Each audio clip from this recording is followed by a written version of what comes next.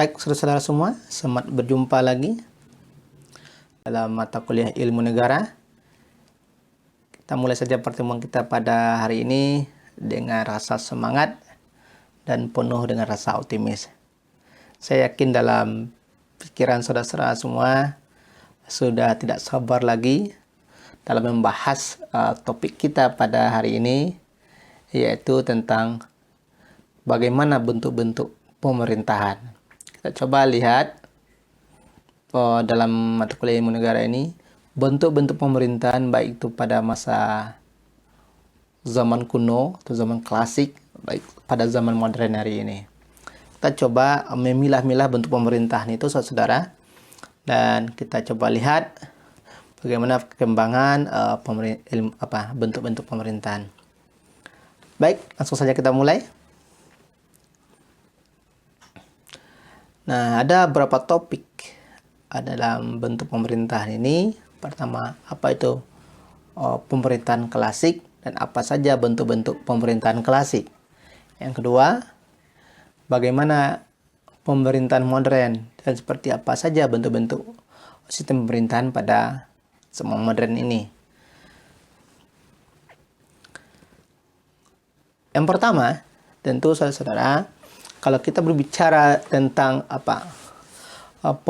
pemerintahan klasik, kita harus bisa dulu melihat dan menempatkan apa sih sebetulnya kriteria pemerintahan klasik itu.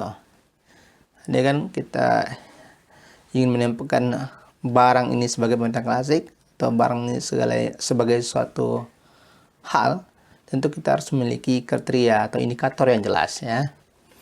Nah, pertama, pada umumnya pemerintahan klasik itu masih menggabungkan bentuk negara dan bentuk pemerintahan. Ini ya, ini yang kita lihat. Jadi yang pemerintahan klasik itu, saudara, masih menggabungkan bentuk negara dan bentuk pemerintahan. Nah, yang kedua, secara teori klasik, pemerintahan dapat dibedakan atas jumlah orang yang memerintah dan sifat dari pemerintahan itu. Jadi, jumlah orang yang memerintah dan sifat dari pemerintahan itu. Itu kita bisa membedakan dari jumlah orang itu, ya. Nah, berdasarkan hal demikian, saudara, kita lihat. Jadi dalam pemerintahan klasik itu seperti apa saja bentuk pemerintahannya. Nah, kita coba lihat dari berbagai referensi. Pemerintahan klasik itu diantaranya itu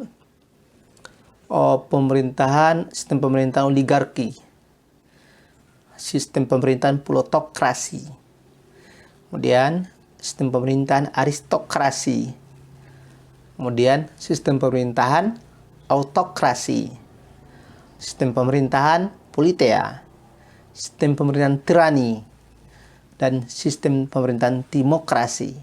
Nah, semuanya itu masuk ke kelompok sistem pemerintahan klasik yang ada pada zaman kuno, ya. Baik, kita coba lihat satu persatu. Nah, apa yang dimaksud dengan pemerintahan oligarki ini? Dan bagaimana pemerintahan oligarki ini bekerja? Ya. Nah, secara definisi, oligio itu artinya atau definisinya dapat diartikan sedikit orang. Sementara archi atau arki berkuasa. Jadi, sedikit orang yang berkuasa. Nah, kekuasaan negara tidak memerintah untuk memerintah. Nah, kekuasaan negara untuk memerintah hanya dipegang oleh sejumlah orang saja. Itu yang dimaksud dengan sistem pemerintahan oligarki. Dia hanya kelompok kecil yang memegang pemerintahan itu. Dan biasanya pemerintahan oligarki ini ya tidak disukai oleh rakyatnya atau penduduk. Karena di sini akan lahir nanti berbagai kebijakan yang tidak disukai oleh rakyatnya. Nah, kemudian dalam sistem pemerintahannya biasanya pemimpin itu bersifat absolut. Ya, itu ya pemimpin itu biasanya raja. Ya, itu bersifat absolut. Apa itu absolut? Absolut itu adalah apa yang dikatakan oleh raja, apa dikatakan oleh pemimpinan, dan itu walaupun salah harus dianggap benar. Ya, jadi artinya rakyat semuanya harus mengikuti apa kehendak dari pemimpin, apa kehendak di pemerintahan, walaupun rakyat itu menganggap kehendak atau kebijakan yang dibuat oleh pemerintahan tersebut tidak sesuai dengan keinginan mereka. Nah, jadi itulah disebut maksudnya absolut. Jadi tidak ada yang bisa membantah keinginan dari pemimpin atau raja. Nah, siapa yang menentang berarti dianggap membangkang, ya. Siapa yang enggak? Ya raja. Kalau ada rakyat yang menentang atau rakyat yang menentang tidak setuju, maka rakyat ini dianggap pembangkang oleh raja. Ya, terimalah hukuman dari pemimpinnya sebagai orang pembangkang. Nah, itu pemerintahan dengan sistem oligarki. Nah, yang kedua, kita coba lihat pemerintahan klasik yang lainnya, itu plutokrasi, ya. Plutokrasi. Nah, asal kata dari Plutos dan arki, ya, creation. Plutokrasi. Plutos itu artinya kekayaan. Jadi, pemerintah yang dipegang oleh hanya beberapa orang kaya saja. Ya, karena Plutos itu kaya, ya. Jadi, hanya kaum saudagar yang bisa memegang sistem pemerintah plutokrasi ini. Jadi, orang miskin, orang tidak punya, jangan pernah bermimpi ikut bergabung dalam sistem pemerintahan. Karena sistem pemerintahan plutokrasi ini, kekuasaan itu memang dipegang oleh para orang-orang kaya. Jadi tidak bisa orang miskin atau kelas bawah ingin ikut berkuasa dalam sistem pemerintah plutokrasi, yaitu para saudagar semua. Berikutnya, pemerintah klasik ini yaitu ada lagi sistem pemerintahan aristokrasi. Aristoi cerdik pandai atau golongan yang erat atau kaum elit. Sementara krasi asal kata dari kratia, memerintah. Jadi pemerintahan dengan sistem aristokrasi ini merupakan pemerintahan yang dipegang oleh para kelompok cerdik pandai atau pemerintahan yang dipegang oleh kaum ningrat saja. Nah, biasanya mereka berpedoman kepada keadilan dan memperhatikan kepentingan publik. Itu sistem pemerintahan aristokrasi. Tetapi pemerintahan ini tidak bisa bertahan lama. Seperti biasa, ketika kekuasaan itu terlalu lama di tangan dan cenderung penguasa itu akan berbuat kemudian bisa tidak sesuai dengan keinginan rakyat. Berarti mereka sudah kesenangan dengan kekuasaan yang dimiliki dan mereka bisa bertindak kemudian tidak sesuai dengan keinginan rakyat. Nah, sehingga bisa jadi perubahan bentuk pemerintahan. Artinya rakyat tidak senang lagi dengan pemerintahan dengan pemimpin yang ini, lalu rakyat mencoba ingin menggantinya. Oleh karena itu dianggap sistem pemerintahan ini biasanya bisa juga tidak lama bertahannya. Nah, saudara semuanya, poin berikutnya yaitu autokrasi. Jadi sistem pemerintahan autokrasi ini biasanya negara autokrasi merupakan negara yang diperintah oleh satu orang. Namun, negara autokrasi ini juga berkembang, kemudian dikenal dengan negara autokrasi modern, dan mereka sudah memiliki lembaga legislatif atau lembaga perwakilan rakyat. Namun pada sistem pemerintahan autokrasi ini, lembaga perwakilan rakyat tersebut masih bersifat stempel. Artinya apa? Lembaga legislatif itu tidak berfungsi sebagaimana mestinya. Jadi kalau kita lihat contohnya pada pemerintahan ini, barangkali saudara, pemerintahan Adolf Hitler ya, Nazi itu termasuk bagian dari masuk kategori pemerintah autokrasi ya, karena kekuasaan itu dipegang oleh satu orang saja. Nah, walaupun sudah ada lembaga legislatif di situ, tapi hanya sebagai stempel ya, tidak memiliki banyak wewenang. Nah, kemudian contoh yang lainnya bisa juga itu termasuk negara komunis tapi dengan satu partai. Nah, ini bisa termasuk ke bagian dari sistem pemerintahan autokrasi. Pemerintahan klasik berikutnya yaitu politea. Politea ini merupakan bentuk pemerintahan yang sebetulnya setuju oleh rakyatnya dan dianggap sistem pemerintahan ini yang terbaik dan ideal. Ya, tetapi memang tidak lama juga bertahannya. Kemudian ada lagi bentuk pemerintahan tirani. Sistem pemerintahan tirani ini merupakan sistem pemerintahan dibentuk oleh satu orang demi kepentingan pribadi. Ya, ini merupakan bentuk pemerintahan yang terburuk dari sistem pemerintahan yang ada. Ya, sesuai dengan asalnya tirani. Jadi penguasa atau pemimpin itu bertindak sesuai dengan keinginan hatinya atau seleranya atau suasana hatinya. Nah, itu yang tirani. Jadi di sini tidak ada istilahnya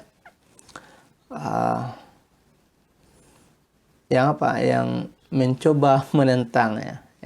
Jadi pemimpin adalah pemegang kekuasaan penuh. Nah, sistem pemerintahan berikutnya saudara-saudara. Bentuk pemerintahan klasik berikutnya yaitu demokrasi. Dan demokrasi ini merupakan pemerintahan yang dipegang oleh orang yang ingin mencapai kejayaan dan kehormatan untuk dirinya, ya demokrasi. Sebetulnya banyak persoalan-persoalan dalam pemerintahan klasik ini. Jadi sebetulnya saudara, dari pemerintahan klasik ini, bentuk pemerintahan klasik ini, dari semua yang kita sampaikan tadi, mulai dari bentuk pemerintahan oligarki, bentuk pemerintahan plutokrasi, aristokrasi, autokrasi, politea, tirani, dan bentuk pemerintahan demokrasi. Ini semuanya banyak ditentang dan tidak disetujui oleh masyarakat karena perkembangan zaman yang begitu pesat. Jadi selalu terjadi perbaikan-perbaikan terhadap sistem pemerintahan ini, saudara. Nah, kita coba lihat berikutnya ke bentuk sistem pemerintahan modern. Pemerintahan modern ada pertama itu monarki.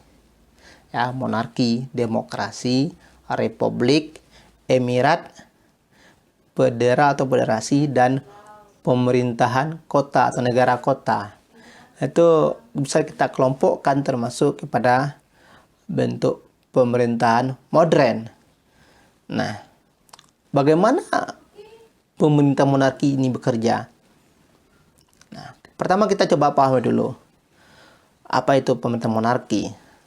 Pemerintah monarki, saudara-saudara, yaitu kekuasaan dipegang penuh oleh raja dan biasanya bersifat turun-temurun. Jadi raja itu mempunyai anak itu diberi gelar pangeran, lalu pangeran itu bersiap-siap nantinya menggantikan posisi raja ini ketika raja ini telah meninggal.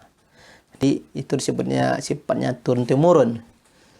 Nah, dalam pemerintahan sistem pemerintahan monarki ini juga terbagi 3 macam bentuknya.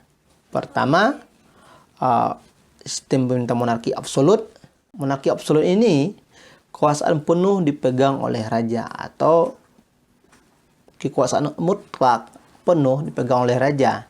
Jadi raja adalah segalanya. Jadi tidak ada bisa menentang raja. Apapun dibuat oleh raja, keputusan oleh raja, maka harus itu dilaksanakan. Ya, kekuasaan mutlak ada di tangan raja. Rakyat harus mengikuti, dan semua orang harus mengikuti. Apalagi kabinet atau orang-orang yang bekerja di birokrasinya dalam pemerintah raja ini. Yang kedua, monarki konstitusi. Jadi artinya apa monarki konstitusi ini? Pemerintahan kerajaan itu, pemerintahan raja itu dibatasi oleh konstitusi. Nah, pada posisi ini raja tidak bisa berbuat sewenang-wenang, dan berbeda ketika monarki absolut atau monarki, ya, raja di situ bisa berbuat sekehendak hati. Tapi ketika monarki konstitusi ini, kewenangan raja itu telah dibatasi oleh konstitusi. Misalkan ya, saudara, negara kita, ya, ke konstitusi negara kita jelas ya, Undang-Undang Dasar 1945 itu konstitusi negara kita. Nah, di negara-negara lain, negara yang memegang sistem monarki ini, ya, ada yang absolut oleh raja, yang ada juga sebagian yang telah memakai istilahnya monarki konstitusi. Nah, yang ketiga, bentuk monarki yang ketiga yaitu monarki parlementer atau demokrasi. Nah, jadi dalam pemerintahan sistem pemerintah monarki itu yang dipimpin oleh raja, juga sudah ada legislatifnya, lembaga legislatifnya atau parlemen. Nah, di sini pada posisi ini menteri harus bertanggung jawab kepada parlemen tersebut, ya. Jadi kekuasaan mutlak memang kekuasaan dipegang oleh raja. Raja dibantu oleh para menteri-menterinya, dan menteri itu bertanggung jawab penuh kepada parlemen. Karena memang sudah ada parlemen yang berfungsi mengawasi jalannya pemerintahan tersebut. Berikutnya yang termasuk sistem pemerintahan modern ini yaitu sistem pemerintahan demokrasi. Nah, kita lihat asal kata pemerintahan demokrasi ini merupakan pemerintahan dari rakyat, oleh rakyat, dan untuk rakyat, ya. Nah, pada poin ini rakyat punya wewenang dan bisa ikut campur dalam sistem pemerintahan, yaitu sistem demokrasi, ya. Rakyat punya wewenang dan bisa ikut campur dalam sistem pemerintahan. Nah, pemerintahan dalam arti atau makna sempit yaitu eksekutif. Ya, jadi dalam sistem demokrasi ini yang disebut dengan pemerintahan atau pemerintah dalam arti sempit yaitu lembaga eksekutif. Ya. Sedangkan pengertian pemerintah dalam makna yang lebih luas itu terdiri dari eksekutif, legislatif, dan yudikatif, ya. Ini kita kembali ke prinsip trias politika. Dalam prinsip trias politika tersebut memang dalam sebuah negara itu pemerintah harus dijalankan oleh 3 lembaga minimal: eksekutif, legislatif, dan yudikatif. Hal ini bisa kita perdalam nanti dalam mata kuliah ilmu politik, misalnya pengantar ilmu politik, peran dari eksekutif, legislatif, dan yudikatif, ya. Secara umum dapat kita gambarkan. Eksekutif itu presiden. Jadi presiden menjalankan pemerintahan, menjalankan roda pemerintah. Lalu legislatif yaitu DPR, kalau di Indonesia DPR RI, Dewan Perwakilan Rakyat, sebagai lembaga legislatif, dia berfungsi mengawasi jalannya pemerintah yang dilaksanakan oleh presiden tadi sebagai lembaga eksekutif. Nah, kemudian DPR ini juga berfungsi merumuskan undang-undang sebagai rel, ya, yang harus sebagai pedoman yang harus dilaksanakan oleh pemerintah. Kemudian legislatif ini juga berfungsi sebagai budgeting atau penganggaran. Jadi ketika presiden atau lembaga eksekutif mengajukan anggaran, biasanya dalam bentuk APBN, kalau negara kita Indonesia, anggaran pendapatan belanja negara, ketika presiden mengajukan APBN ke DPR RI, maka DPR bekerja untuk melihat, analisis anggaran diajukan oleh presiden tersebut. Nah, ketika memang anggaran itu tersebut tidak real atau tidak rasional, maka disinilah perannya DPR mencoba mengkoreksi anggaran tersebut. Inilah disebut salah satunya fungsi budgeting ya. Masih banyak fungsi-fungsi yang lain. Nah, kemudian satu lagi lembaga yaitu lembaga yudikatif. Ada eksekutif, ada legislatif, dan ada yudikatif. Nah,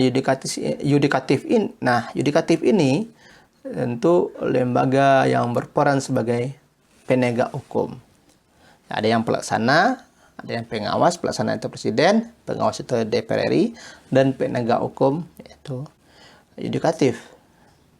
Dan apa saja?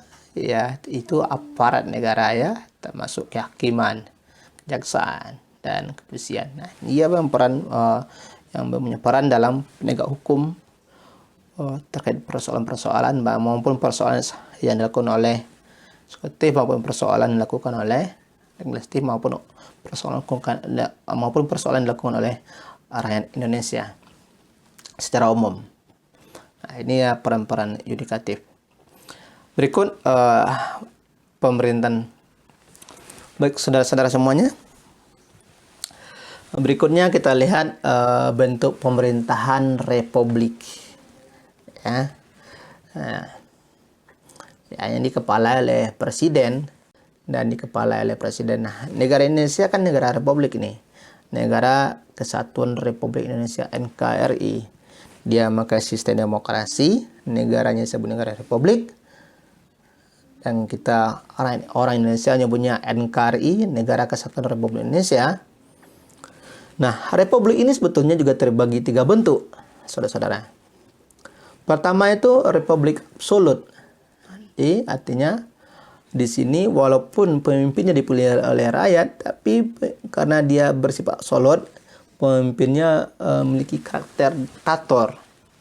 Nah, diktator itu dia hampir mirip atau lebih dekatnya ke tirani, diktator. Ya walaupun dia sudah masuk ke konteks pemerintahan klasik tadi, ya salah satunya tirani ya. Jadi walaupun dia sudah republik, kalau pemimpinnya memiliki karakter diktator, maka itu kekuasaan penuh oleh pemimpin atau presiden itu, dan dia bisa berbuat sewenang-wenang karena kediktatoran karakter yang dimilikinya. Sewenang-wenang walaupun dia dipilih oleh rakyat. Nah, ini tentu tidak suka oleh rakyat ya, pemerintahan diktator ini. Berikutnya republik konstitusi.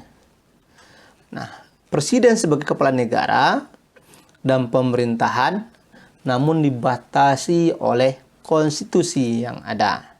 Konstitusi negara kita Indonesia ini tentu Undang-Undang Dasar 1945.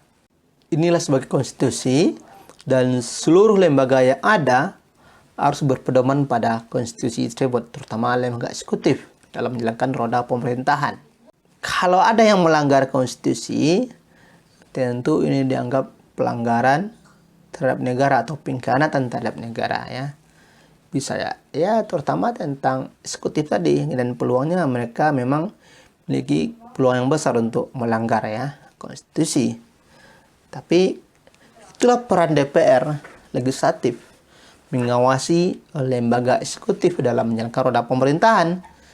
Jadi ketika ada penguasa atau pemerintah yang agak mulai keluar dari rel, dari jalur yang ada, maka itu harus cepat ditegur oleh lembaga legislatif. Karena itulah fungsi dan perannya. Jangan sampai rakyat telah dirugikan, baru ngomong berkor-kor legislatifnya, yang sampai seperti itu. Nah, itulah fungsi dari parlemen yang ada di negara Indonesia. Nah, ketiga, republik parlementer. Nah, pada posisi ini, presiden berfungsi hanya sebagai kepala negara, tapi kepala pemerintahan dipegang oleh Perdana Menteri. Dan Perdana Menteri tersebut bertanggung jawab kepada parlemen atau DPR tersebut. Nah, negara kita sebetulnya pernah mengalami ketiga-tiga ini sebetulnya. Walaupun di awal saat kita merdeka, negara kita sudah memiliki konstitusi, itu Undang-Undang Dasar 1945, tapi dalam realita, dalam perjalanan pemerintahan negara Indonesia, ya pemimpinnya juga pernah bersifat diktator. Pemimpin juga pernah mencoba melenceng dari konstitusi yang ada, dan pemimpin juga pernah mencoba menerapkan sistem parlementer ini.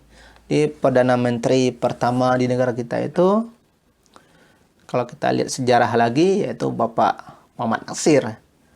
Karena ini merupakan keinginan dari Bapak Soekarno ya, karena ketika itu Bapak Natsir memiliki jasa yang besar dalam usahanya menyatukan bangsa Indonesia yang dikenal dengan istilah mosi integral Natsir ya. Mosi integral Natsir ini merubah bentuk RIS Republik Indonesia Serikat menjadi NKRI. Jadi tidak salah kalau kita sebut Bapak Natsir itu sebagai Bapak NKRI, karena dengan mosi integralnya negara kita kembali menjadi negara NKRI, sehingga Soekarno sebagai presiden memberikan kepada Bapak Natsir jabatan Perdana Menteri, karena Bapak Natsir telah memiliki jasa yang besar dalam mewujudkan NKRI. Baik saudara semuanya, saya kira sampai di situ pertemuan kita kali ini. Tapi sebelumnya jika ada yang bertanya silahkan, dan nanti kita diskusikan dalam ruang chat dan ruang e-kampus pertanyaan-pertanyaan saudara, dan silahkan saudara berdalami materi ini, dan mudah-mudahan kita bisa mengambil pelajaran ya dari apa yang kita lihat, realita atau apa yang kita baca, jadi semuanya bisa kita ambil pelajaran. Nah, tentu sistem pemerintahan ini seiring berkembangnya zaman, maka sistem pemerintahan ini bisa saja berubah-ubah nanti ya. Jadi tidak ada yang baku. Dan hari ini kita apa sistem pemerintahan negara Indonesia, dan hari ini kita bisa mendiskusikan bentuk sistem pemerintahan negara Indonesia misalkan ya. Dan walaupun negara kita negara demokrasi, disebut republik, negara kesatuan Republik Indonesia, dan kita masuk ke, kalau kita kelompok republik tadi, ke absolut, konstitusi dan parlementer itu. Nah, kita masuk ke tentu yang ke konstitusi ya, sistem pemerintahan konstitusi. Nah, presiden sebagai kepala negara sekaligus sebagai kepala pemerintahan, dan penguasaan dilakukan oleh DPR atau parlemen. Berikutnya pemerintahan emirat yang keempat ya. Tadi 3 republik, yang keempat pemerintahan emirat. Nah, pemerintahan emirat ini biasanya di Timur Tengah. Ya, Timur Tengah. Ya, Uni Emirat Arab ya, pimpinnya disebutkan emir. Kemudian ada lagi bentuk pemerintahan federal atau federasi. Nah, bentuk pemerintahan federal ini negara terdiri dari negara-negara bagian. Negara-negara bagian tersebut bersatu, membentuk bersatu dan kerjasama dalam bentuk negara kesatuan. Nah, ini disebut dengan pemerintahan atau bentuk pemerintahan federal. Nah, dia bersatu, negara-negara bagian ini bersatu, saling kerjasama dalam bentuk negara kesatuan. Nah, pemerintahan pusat pada negara bagian ini berfungsi mengurus urusan-urusan yang bersifat nasional, biasanya terkait keamanan ya, terkait dengan agama dan terkait dengan pendidikan. Nah, biasanya ini dipegang oleh pemerintah pusat. Ekonomi juga. Nah, terkait yang lain itu dipegang oleh negara bagian. Nah, contoh yang dengan sistem negara bagian ini Malaysia. Malaysia masuk dalam bentuk negara federal. Kemudian terakhir itu negara kota, bentuk pemerintah negara kota ya. Nah, negara kota merupakan sebuah negara yang berbentuk kota. Ya, artinya negara kecil ya. Negara kecil bentuk kota, yaitu Singapura. Kecil saja dengan Singapura ini. Paling satu provinsi di Indonesia, dan itu kan tidak sampai, tidak cukup. Dia menjadi dengan sebuah negara, tapi dia kenapa dia sebut negara? Kayak seperti unsur-unsur berdirinya sebuah negara kota ini, dia memiliki wilayah, memiliki rakyat, dan memiliki pemerintah yang berdaulat, yang sah. Contoh Singapura tadi. Terima kasih. Baik saudara, sampai di sini pertemuan kita pada hari ini. Saya mengucapkan mohon maaf atas segala kekurangan. Assalamualaikum warahmatullahi wabarakatuh.